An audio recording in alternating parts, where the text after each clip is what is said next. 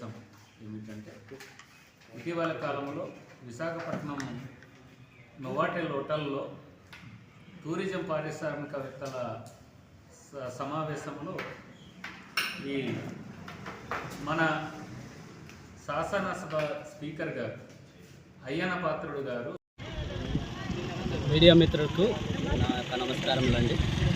నా పేరు వంతుల నాయుడు, బలపం పంచాయతీ వీసా సెక్రటరీగా పనిచేయడం జరుగుతుంది.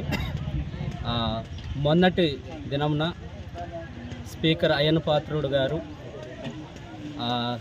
అరకు ఏరియాలో మరి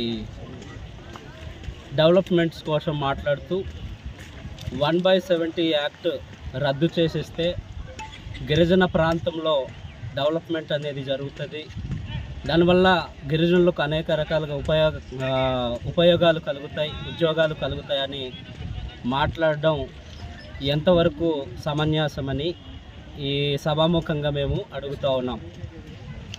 ఇప్పటిదాకా చూసుకొని వచ్చిన మా గిరిజనులకు గుండెకాయ లాంటి ఈ 1/70 యాక్ట్ మాకు చాలా ఉపయోగకరమైనటువంటి యాక్ట్ అండి. ఈ యొక్క యాక్ట్ని తీసివేసినట్లయితే వారు ఏ విధమైనటువంటి వ్యాఖ్యలు చేశారో మాకైతే అర్థం కాలేదు. ఎందుకనంటే 1/70 యాక్ట్ అనేది గిరిజనులకు చాలా గుండెకాయ లాంటి యాక్ట్ అండి. అలాంటి యాక్ట్ని తీసివేయడం వల్ల ఆ యొక్క యాక్ట్లో పొందుపరిచినటువంటి అంశాలు ఏంటంటే గిరిజన ప్రాంతంలో గిరిజనులు మాత్రమే బ్రతకాలి, గిరిజనుల యొక్క మరి గిరిజనులకు అన్ని విధాలుగా ఆ యొక్క చట్టము ద్వారా డెవలప్మెంట్స్ అనేది జరుగుతుందని ఆ యొక్క అంశాన్ని ఆ యొక్క చట్టాన్ని అమలు చేయడం జరిగింది. దాన్ని నిర్వీర్యము చేయాలి అనేటటువంటి ఆలోచన మరి చింతకాయల అయ్యన్న పాత్రుడికి మరి అంత సభా అధ్యక్షులు అయి ఉండి ఆ విధంగా మాట్లాడడం అది సరికాదు. ఖచ్చితంగా దాన్ని మాత్రం మేము ఎంతవరకు ఖండిస్తాం, ఎంత దాకైనా దాన్ని మాత్రం అడ్డుకునే ప్రయత్నం చేస్తాం. తప్పకుండా గిరిజనులకు ఉపయోగకరమైనటువంటి 1/70 యాక్ట్ను పూర్తిగా అమలు చేయాలి.